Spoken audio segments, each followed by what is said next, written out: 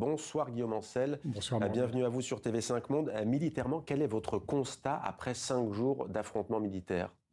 En fait, il faut d'abord garder en tête que c'est une guerre en distanciel avec des moyens assez limités. Pourquoi? Parce qu'il y a 1700 km de distance entre Israël et l'Iran. Par conséquent, il n'y aura pas d'affrontement massif comme ce à quoi on assiste en Ukraine, par exemple. C'est une guerre totale. Pas de troupes au sol. Ou si c'est des troupes, ce seront des commandos épars de quelques dizaines de personnes.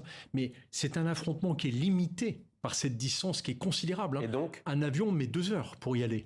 Donc, ça veut dire que les capacités d'opération des Israéliens comme des Iraniens sont très limitées. Qu'en fait, on en montre beaucoup d'images, mais leur capacité à frapper et à détruire est limitée. Et donc, ça veut dire que du côté israélien, cette guerre est prévue pour durer plusieurs semaines. C'est comme ça qu'elle a été planifiée.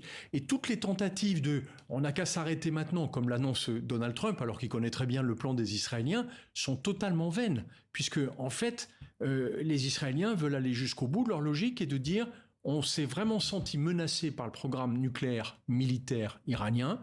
Maintenant, on a l'occasion de le détruire. » Pourquoi? Parce qu'on a le feu vert des États-Unis et on n'a pas de feu rouge de la Russie. Et ça, pour eux, c'est une fenêtre historique qui n'était jamais arrivée jusqu'ici. Et donc, ils vont essayer d'aller le plus loin possible, tout en sachant, paradoxalement, que des bombardements ne permettent pas de détruire intégralement un programme de ce type.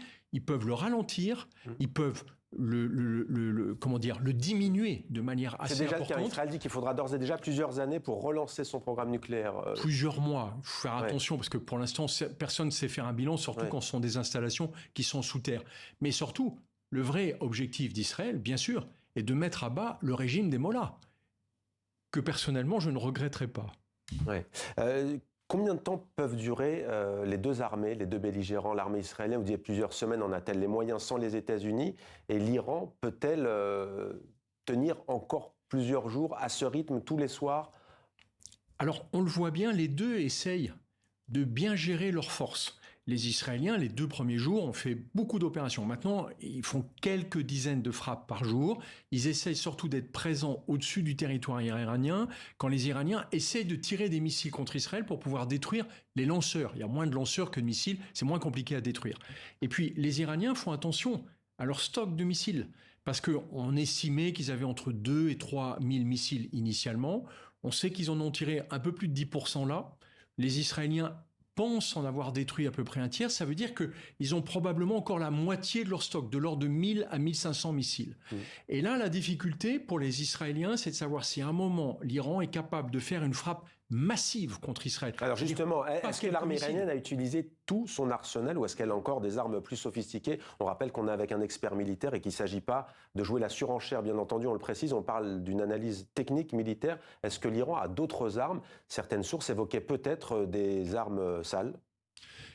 À mon avis, non. Elle n'a pas d'armes sales. Par contre, on savait qu'elle allait être en capacité de faire une bombe nucléaire rudimentaire, c'est-à-dire pas suffisamment miniaturisée pour être emportée par un missile, mais assez puissante pour faire des destructions massives qui auraient été embarquées, par exemple, dans un container de marchandises. Et ça, c'était un vrai danger pour Israël, parce que Israël dispose de 30 armes nucléaires. Donc, normalement, elle peut dissuader n'importe quel pays de l'attaquer avec des moyens nucléaires, sauf un suicide collectif.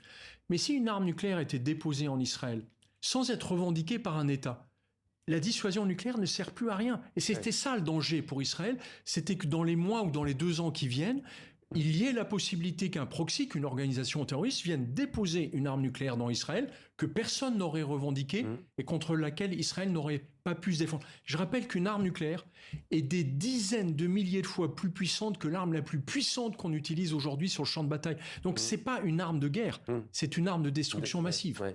Les Américains sont les seuls, Guillaume Ancel, à avoir des bombes capables de pénétrer en profondeur jusqu'à 60 mètres, dit-on. C'est vous qui pouvez nous le dire, pour après dégager plus de 2 tonnes d'explosifs. Israël ne pourra pas anéantir ces structures souterraines sans les bombes américaines. Donald Trump va donner sa réponse dans quelques heures sur l'attitude à adopter. En fait, ça ne changerait rien. On se souvient que les Israéliens ont cru qu'ils allaient pouvoir détruire tous les tunnels du Hamas à Gaza. Ils n'y sont jamais arrivés. Pourtant, ils ont envoyé des troupes au sol. Là, Israël n'en aura pas la possibilité. Bien sûr qu'ils peuvent essayer d'utiliser ces bombes, mais les Iraniens se sont préparés à ces frappes depuis des années. Donc ils ont dispersé leurs installations dans des sites complètement différents. Et quand on bombarde, la particularité, c'était mon métier, c'est qu'on sait si on a touché, mais on est incapable, sans aller voir sur place, quelle est l'étendue réelle des dégâts. Donc on peut simplement avoir endommagé, par exemple, le portail d'entrée en ayant laissé les installations propres. Donc, en fait, ils peuvent toujours utiliser ces KB-57 pour essayer de faire plus de dégâts, mais en réalité, ils n'auront jamais la garantie que le programme d'acquisition d'une arme nucléaire par les Iraniens ne fonctionne plus. Merci beaucoup Guillaume Ancel pour cet éclairage sur le plan militaire.